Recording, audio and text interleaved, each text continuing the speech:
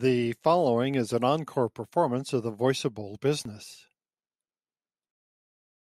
Hi, and welcome to the Voice of Bold Business Radio. I am your host, Jess Dewell of Red Direction.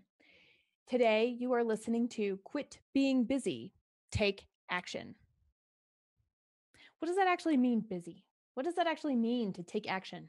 You hear me use the phrase purposeful action. It's one of the hashtags that I love to take advantage of as well. And then we've got, act to plan. We have get off our pity pots. We have whatever we've got that might be in your vocabulary that we share in vocabulary, yet mean different things to us. So today I talk with Teodora Petkova, who is an experienced author with a master's degree and works in the digital marketing and SEO industry. She and I are going to talk about what it means to quit being busy, what it means to take action, and we don't know where this conversation will go, because what I know about Teodora is she is thoughtful, she is creative, and she is willing to press the boundaries of what we pose and take us into new territories. So stay with us. We'll be back right after this.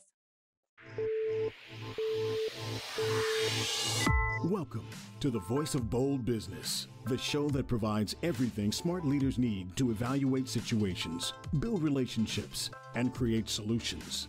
Jessica Dewell candidly talks about the skills necessary to build tenacity and do more with less. And now, here's Jessica. Teodora, how do you know when you've crossed the line from necessary work back into busy work? I know this very well when I stop having time, and that's it. I just feel like I'm pressed with time. I don't have enough time for each and every task I start to assign myself when I feel nervous and I want to do a lot of things. And then when I feel that, I try to go inwards and to see what is it that I'm procrastinating or what is it that I'm trying to avoid with all these tasks that I'm assigning to myself. So the lack of time is my indicator that I'm on the wrong path. Mine is when I'm heavy, like Atlas holding the world, heavy. Mm-hmm. First, I feel like I have to get through the heaviness to then be able to reflect back and try not to make it happen again. Mm-hmm. And then by the time I'm out of it, I'm so glad I never look back until I find myself in this again. And here I am carrying the weight of everything on my shoulders again.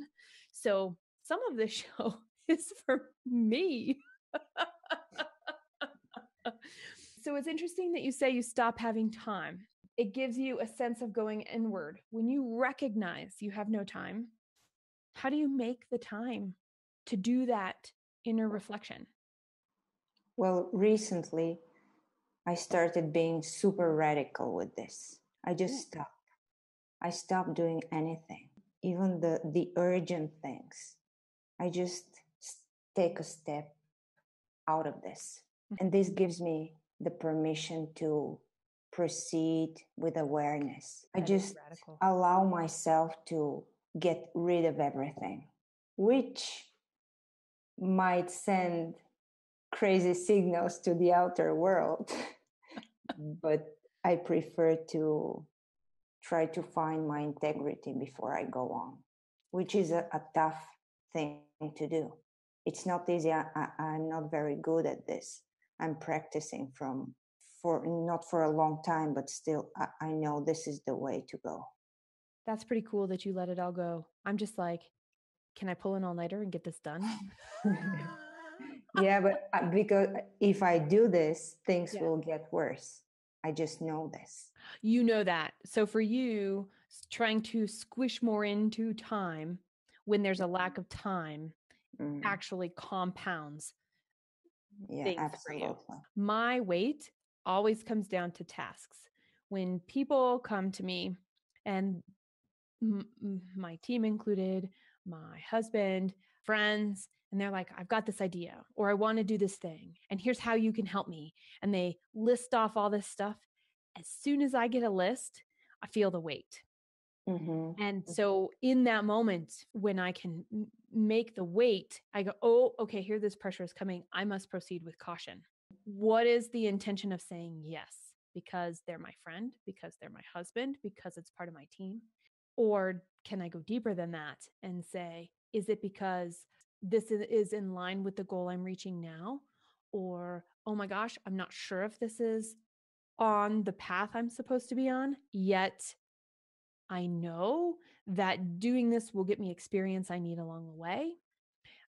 And sometimes I'm just called to it. Sometimes I'm like, yep, that's what I'm supposed to be doing right now, regardless. In any one of those, at least there's a conscious choice to move forward. I like that perspective of first aligning to the intent of doing something and then making it in smaller parts, dividing it in tasks. And I'm curious, why would these tasks make you heavy? For me, it's of structure. I am really great at creating structure. In fact, I go in and I hold emotions and I hold space and I hold what needs to be held to have communication occur.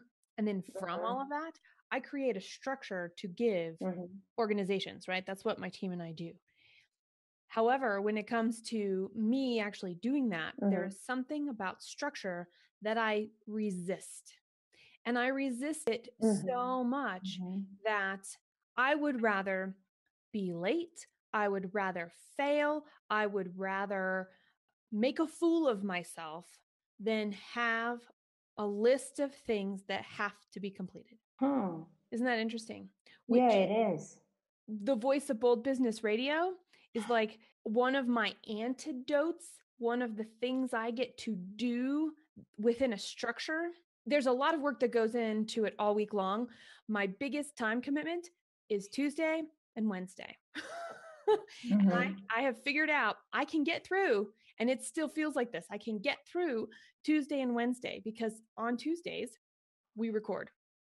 And I love it. It is the highlight. It actually fuels me for everything else I have to do the rest of the week, this particular project. So the steps aren't, while they're hard and I want to resist them, I very much have the desire to make it through because I know what it does for everybody watching, for the people that are on the show, for the people that are with me on the team, that are making this show possible.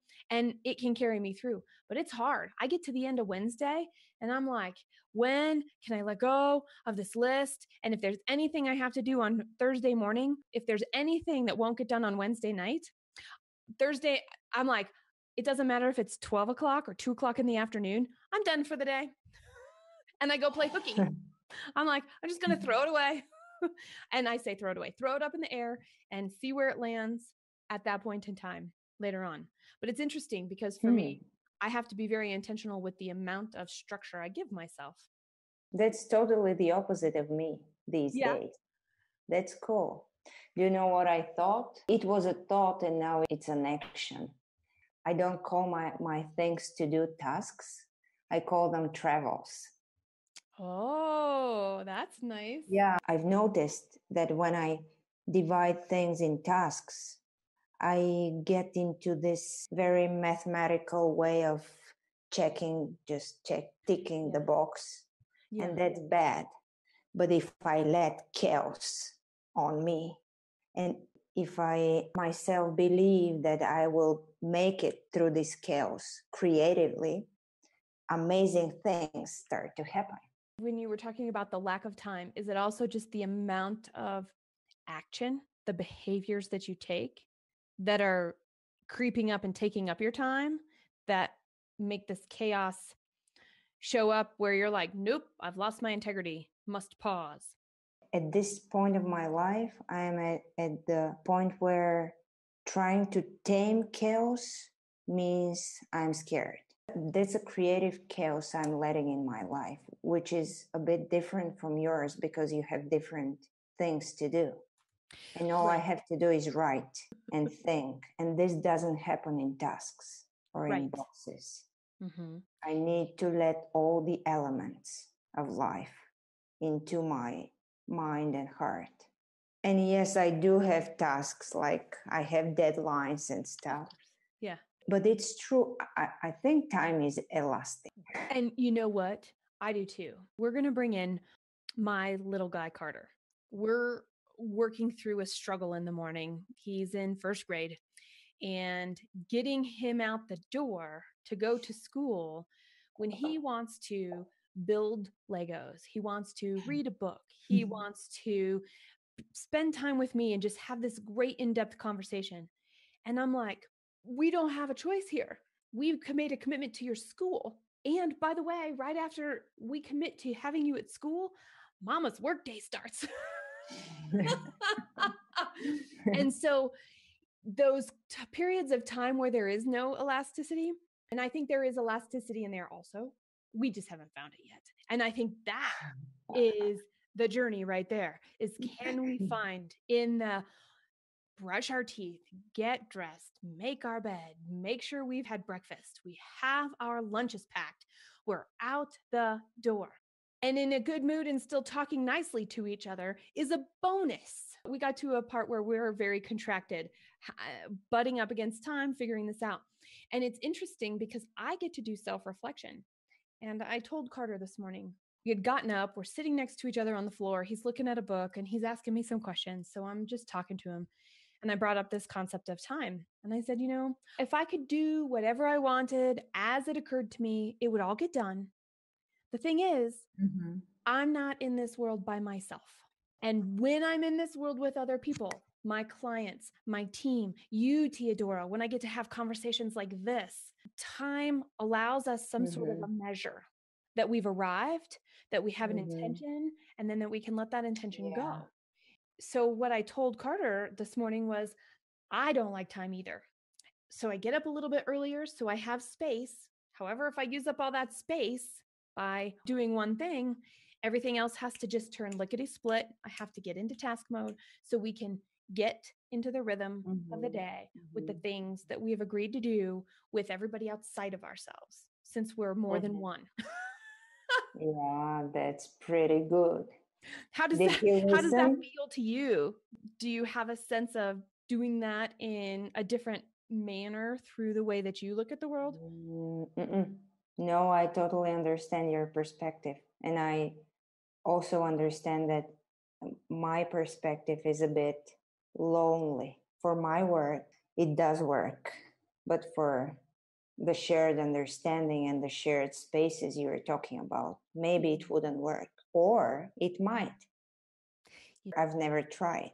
Never tried. Yeah. Down the road from the office here, I have a little mail store. So anytime I have to mail a package or drop something in, I go there. 1, because they're cool people.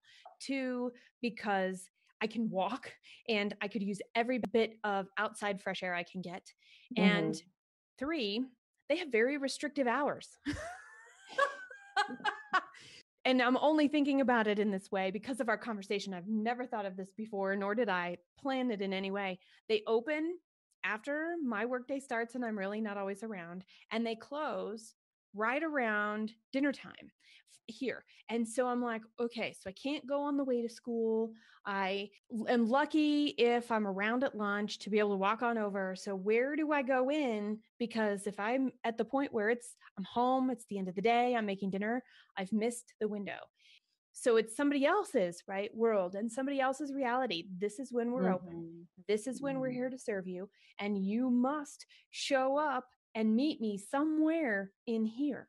And that space that occurs in this example happens between us and our spouses, us and our teams, us and our friends, sometimes us and the image of us in the mirror.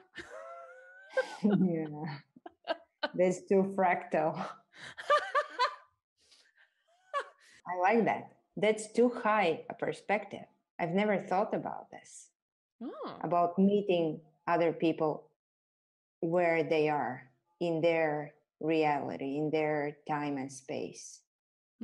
Because I'm a dreamer, and I believe that if you have the intent to meet someone, you will meet them no matter their working hours. I do this all the time. I think of a client and within 24 hours, they call me. before I have a chance to call them. Mm. I think of somebody who I haven't talked to in a while, or maybe somebody I was expecting to have an email back from and I hadn't heard it. And I'll just go, oh, just sending a thought out to think about you. And then the email comes. Mm-hmm. And is that what you're talking about? Are you talking about even something different? It's part of what I'm talking about. It's the idea of connecting outside the boundaries of formal connection. Yes. The thing is, business is not used to this. Productivity and working hours do not fit metaphysical definitions. Maybe they are our ways to stay true and not to fall down when we are about to fall down. Because you can't always rely on your intuition. Why not? You can. Yeah, you can. But if you're not good at this, you prefer some frames. You're right. Not only does context matter, our motive matters, doesn't it? Mm-hmm. So if I were to say it differently, and please fill in what I miss, we all have intuition of some sort. We all know when the little hairs on the back of our neck raise and what that means. Yet we can use that same sense in other parts of our life outside of fight or flight and move it into a less stressful experience. Mm-hmm. Then when we are solving a problem, when we are in a difficult situation, when we're having the time of our life, we're making memories that we never thought we could make and doing things with people we never thought we might do, all of those things become almost one. And the feelings of the fear side are the other side as well. The unfear side, the positive side, the love side. I'm trying to build that bridge between love, fair, and deadlines, and contracts, and shared spaces and shared experience.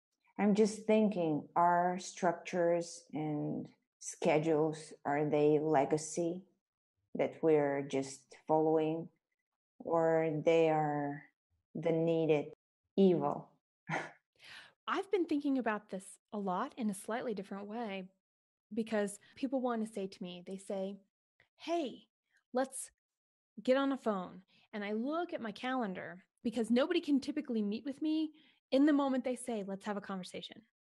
So I'm like, sure, let's get something on the calendar. And then I get to the day, it's like this morning, or let's take yesterday. I get to yesterday, Monday, I look at my calendar and it's basically full.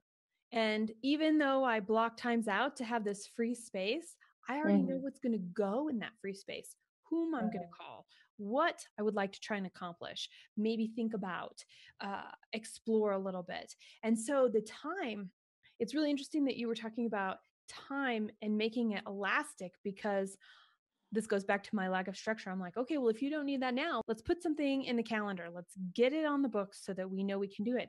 And then we're running this calendar that was planned for us in the past.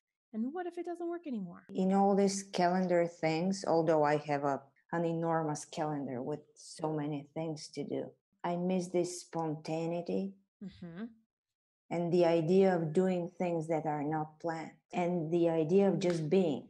And what if we are powerful enough to let go of calendars and just flow? And I'm trying to do these months. It's a bumpy road, but it's my road. You are listening to the voice of Bold Business Radio. This is program 122, Quit Being Busy and Take Action. Some of the things we've been talking about today at the beginning of our conversation shaped and framed. How do we know when we've crossed that line? What does that look like?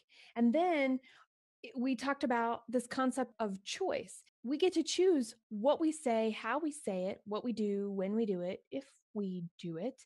And the fact that there is something bigger that is connecting us all. And we've even moved into this concept of, what if we let time go? What if we said all the right things will happen no matter what?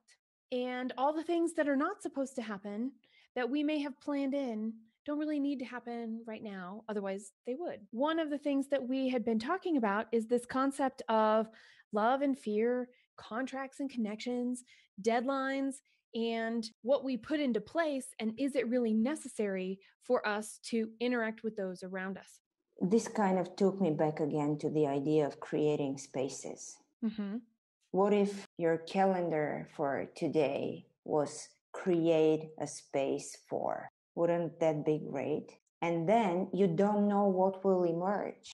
Maybe a lot of things will emerge, and you will get a lot of things done for a day just because you allowed something greater than you to make its way in your personal environment, in your sphere. Mm-hmm. It's kind of unacceptable because you, as an entity, you are giving up control and you are saying, okay, I'm taking a step back. I'm letting all the threads around me weave their fabrics and create something for me upon which I will be able to react. It seems like we would need to shift our minds as a collective for two reasons. Mm-hmm.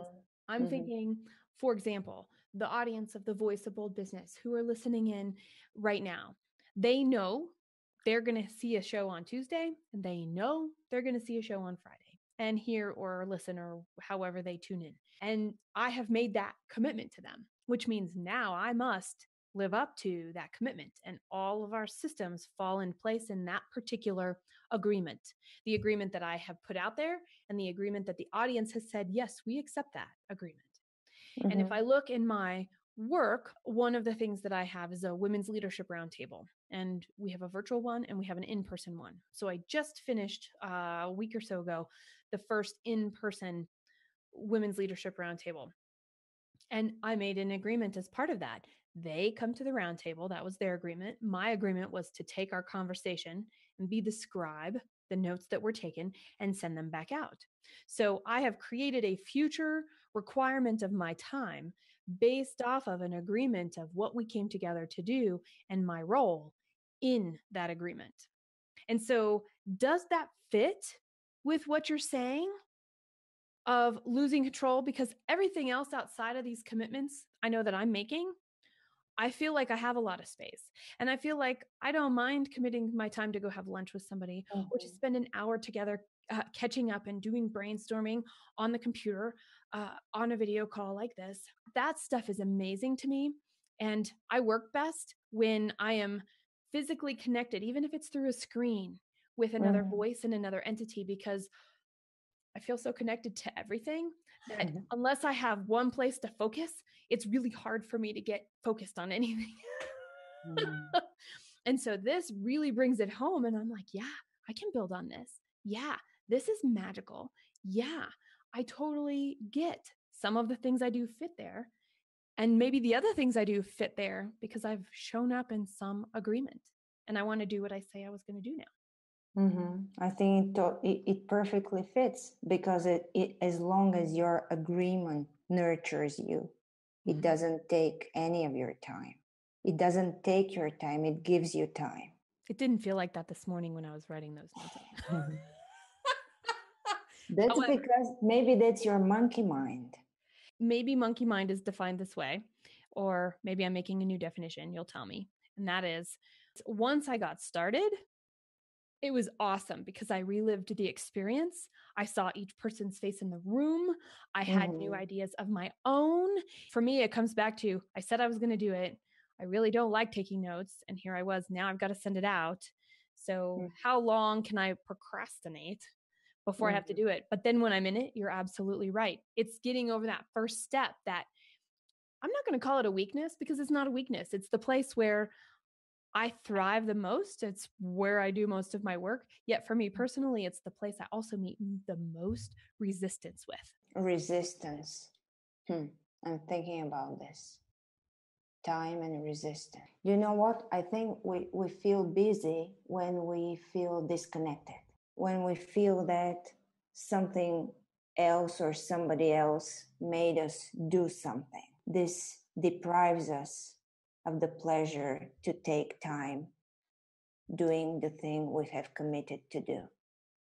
Because I can instead of I want. Tell me more about this. I don't understand it. When I want to do something, you're right. Time seems to stand still. And in fact, I'm incredibly fast and I can do so much in a small period of time.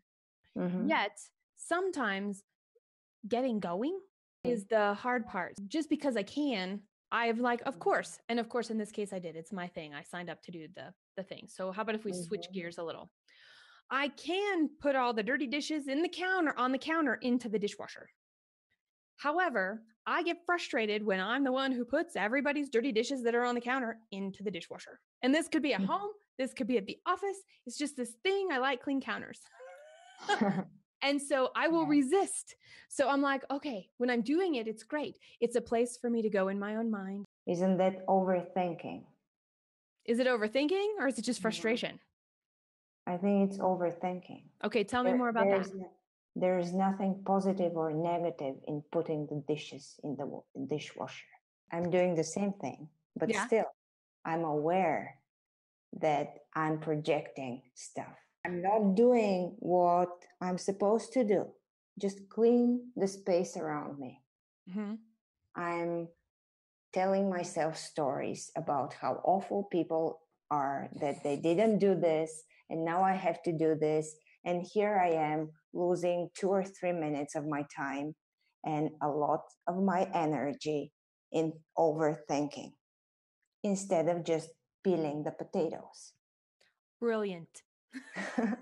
Yes. So I would say probably in terms of now going back to the other thing where when procrastination would come up for me, that sounds like, you're right. There's some sort of a story there. There's some sort of a message that is playing that's getting in the way. So maybe the question of time and managing your time and being not busy is a question of managing your module. I know exactly what you mean, because when I get frustrated, you know what I do? I make a call. It doesn't matter who I call. I could be having a technical problem and I call up the company. And as soon as they pick up the phone, what happens? It starts working again. And so all I say is, thanks for your mojo.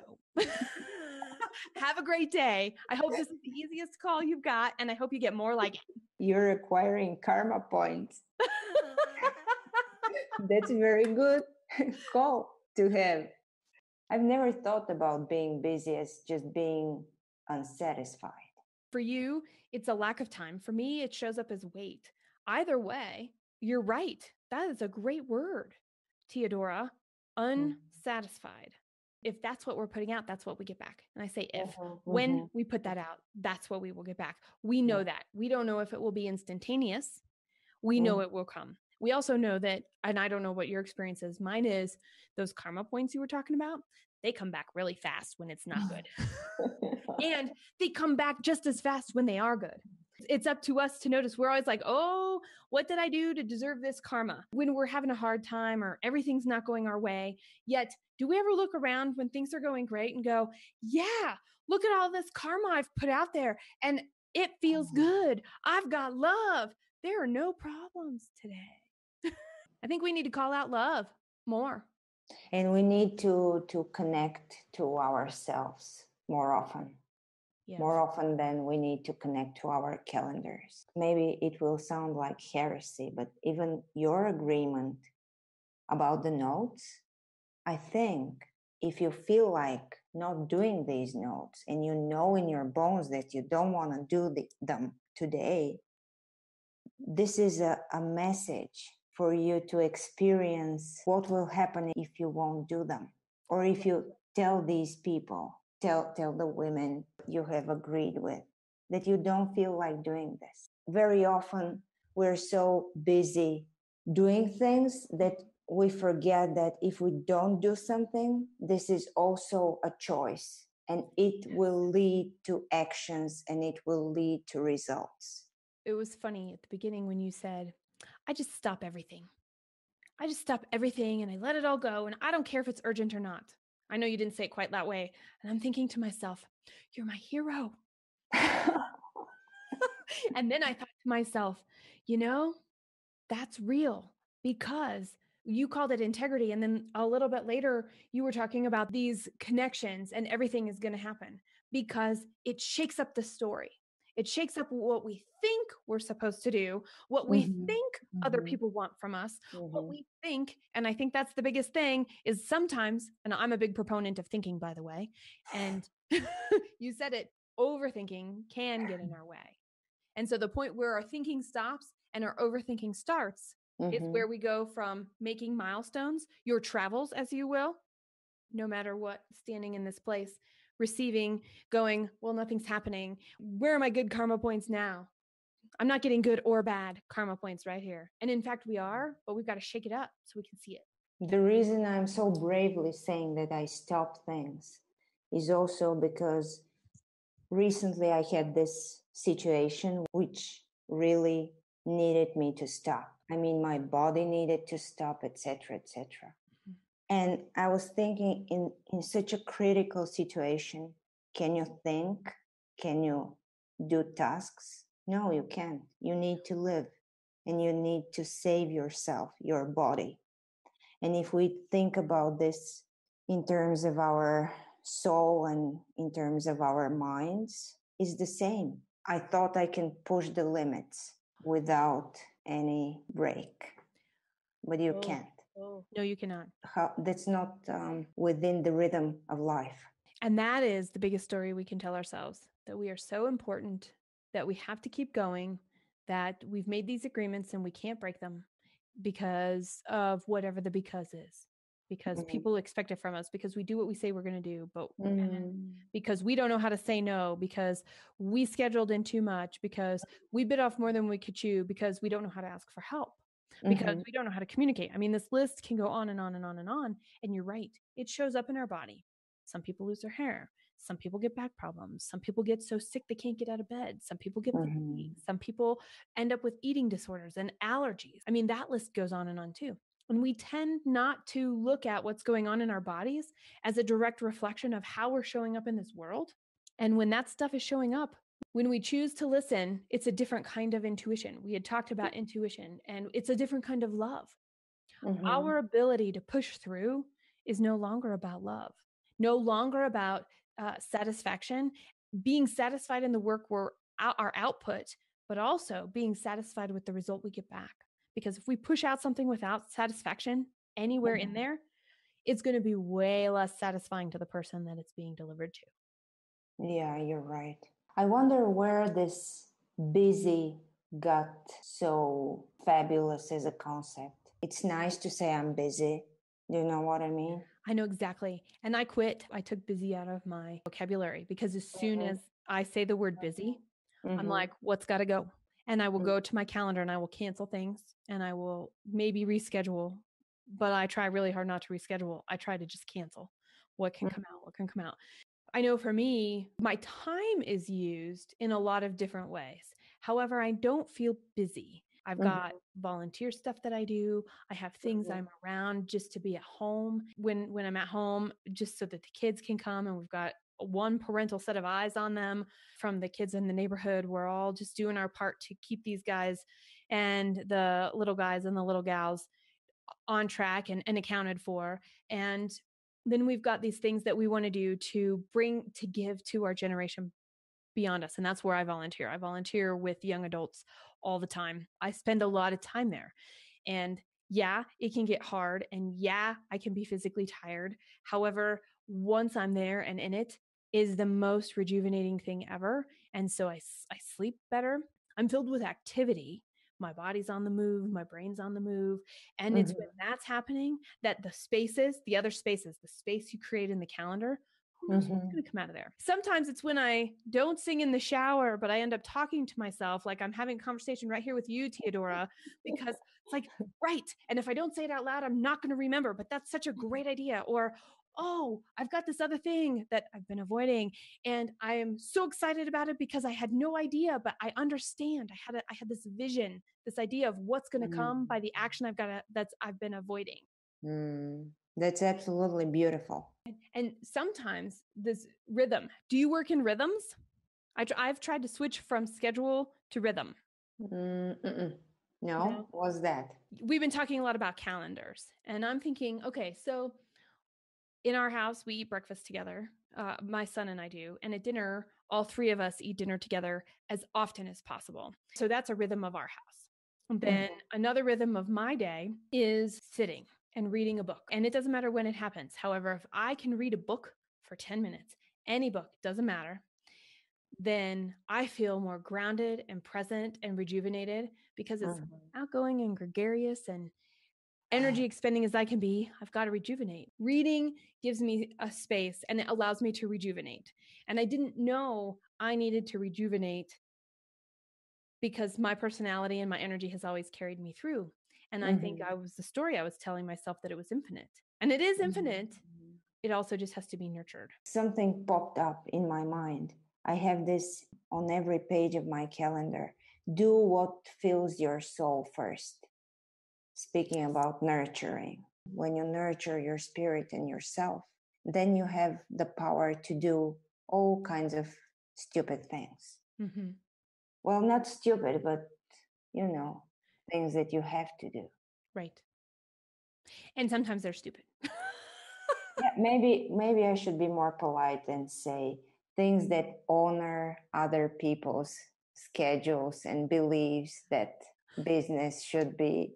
Oh, I was thinking about, well, yes, like pay the bills. Like, yes, make the sales call. Like those things will nurture some people's souls and they will not be nurturing. They will take a lot of extra energy because there's a little bit of nervousness around that. And recognizing where that anxiety comes from, when that anxiety pops up, is the first clue to go, hey, can we make a space to, and maybe this is it. Maybe there's a space that all that stuff goes into. So I'm doing all the things that create anxiety. I'm going to, small period of time, check them off, and I'm going to do it right after something nourishing or right before something nourishing. I'm not sure about this. Okay. I'm thinking about, again, anxiety as a portal, as a door towards another path. Why is this anxiety? Why do you not want to do this?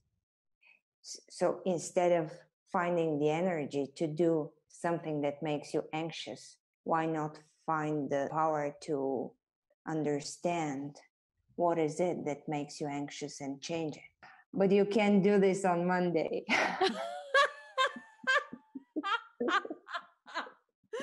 Oh, that's great. That's great. Okay. So thinking about this and thinking about what you're saying, and there's a quote, it's fear is excitement without breath. So I'm wondering, those things that we have resistance to, there's some sort of a fear. So if we breathed, would it become exciting? And then do we have to really analyze all that? Because I'll tell you what, I don't like analyzing all that stuff. Sometimes it's back there in the shadows on purpose. It will creep.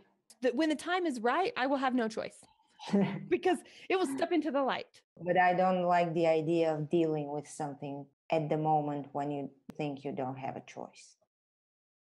But that's a whole other set of awareness because we always have a choice. It may be bad to worse. It may be worse to worser. I know that's not a word, but still. We always have a choice. And sometimes our journeys take us there. And I'm sure there is going to be something after worser to whatever's next below that, other made up word that we haven't identified yet. And it does, it forces a hand, but it's like, hello, we've been telling you all along and you're choosing not to listen. Getting fired could be that way for somebody. The most ultimate, craziest, worst thing ever. And then it actually happens. Did it turn out to be so bad? Did it turn out to be so bad? So that fear and that reality check maybe has a place in there, and it also might be the lesson we need to learn. And the only way to learn it is through something extreme. It's beautiful how that's a paradox. Yes. Your thoughts, which are, you thought you're letting people down, at the same time, life awaiting for you with all its beauty. Yes. Again, this thinking and being, the being of life itself, which is so much bigger than the tiny lines that run through your head. So if we were to tie this back to busy, is it then that we fill our schedules up and we are busy instead of productive or fulfilled in the actions that we take because we don't feel connected to anything. Yeah, because we've lost our creativity, pushing it back, our trust in the creative force of life. So we stopped being conductors. We stopped letting energy flow through us so that it can manifest in the best way. We decided to get this energy and build a calendar out of it. And so what would we do? I mean, we would let go. We would let go. An action. Mm-hmm. It is. It's the biggest of actions. What about a different kind of action? What if it's to choose one thing and only one thing and let everything else go? It's not a complete surrender. Yeah. But it's a conscious choice to say, if I already know, and maybe people don't, and if people don't know, I would say, sure, surrender and working toward that makes a lot of sense, because until we can truly surrender, we won't be able to see. Maybe though we know, maybe we have seen, maybe there's something that we're being called to do and called forward. And we need to understand that every step that we take, and you know what, we may be in situations where we've got to do things we don't like to get through to get to where we're going. There is grit in that. There's persistence and perseverance in that. So knowing where we're going and holding on to that one thing and making sure that everything that we must do and put up with and deal with and fight for is for that thing at the end. I think you're getting my letting go in a different nuance. I'm not saying letting go of tasks or letting go of commitments. I'm rather saying letting go of this inner voice that is saying fight, deal, put up with, all the words that you just listed. Yes. Okay. Because they are just words and thoughts. Our job is to peel the potatoes with as much grace as we have. Letting go, for me at least, is letting go of my stupid thoughts and stories about my passion and about the things that I do.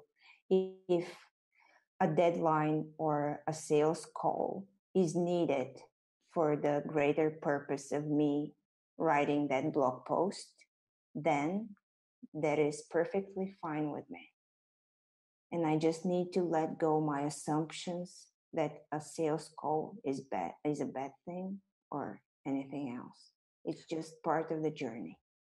We are saying the exact same thing from the two different perspectives we started with. Yes, exactly. I was saying the same thing. I was like, just turn it all off. And I didn't say let go. I was just like, just ignore it and keep going. And you're like, put it in the bin. Send it out with the rubbish. This takes us to being busy thinking and not doing. Ooh. And again, to get back to Mondays, you can allow yourself to do a bit of overthinking on Mondays, but then you get to get the things done. All right, you heard it here. You heard us talk about how she stops having time when she's busy. And you heard me talk about heaviness and weight of things piling up when I have gotten into this concept of busy work, and the conversation and the path that it took, this journey and the bumps and there was cyclicalness. Oh boy, now I'm just making up more words. There was a cyclical nature of our conversation because we would go someplace and it would come back to this main concept, and it would go back and it would come back to this main concept. And there were two main concepts: our definition of calendar, and the second is our definition of fulfillment. And the second one, the fulfillment piece, came up more towards the end, yet it was there from the very beginning. So as you reflect back, take a look. Can you see both pieces, the calendar and the fulfillment piece, being involved in, are we busy? It's up to you and I to decide what it means to be a leader today. We're doing it. We're showing up every day. We are taking action. Now, whether the action is fruitful, whether it is fulfilling, whether it is useful is a whole other story. And that's why we are here, to learn, to see what's going on, to take a chance and expand our own awareness and go into places we might not normally think about, just to see if something fits and if it's worth trying or not. The big key here is or not. And or not is equal to whatever action we take. Take the action is equal to or not take the action. Share a story. Share an experience that you've had of when you have been able to define and refine the nuance from being busy and taking action, and when you move between the two. Effective leadership comes from the decision to quit being busy and to take action. Subscribe at thevoiceofboldbusiness.com and get more information, program notes, and past episodes. Bold leaders approach each situation and focus on action to achieve a higher level of leadership. Jessica Dewell, your business advocate, is the host of the Voice of Bold Business Radio. Thank you for joining us.